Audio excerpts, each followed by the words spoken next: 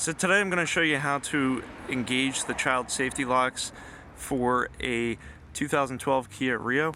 So if you open up your car door, what you're going to see back here is this little thing here, and you'll have an unlock and a lock. If you take your key, and you can take a screwdriver too, but if you take your key and just twist, you go to the lock position. If you were inside your vehicle,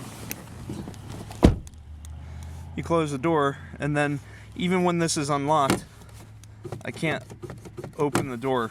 The only way to do so is to do it from the outside. So if you have kids, they can't just hop out the back of the car.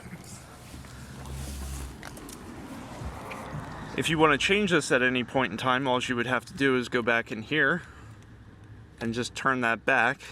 It'll go from lock to unlock. If I go back inside the car, now I can unlock the door from the inside, and that's when the child safety locks are off. If this helped you, please subscribe. Thank you for watching and have a great day.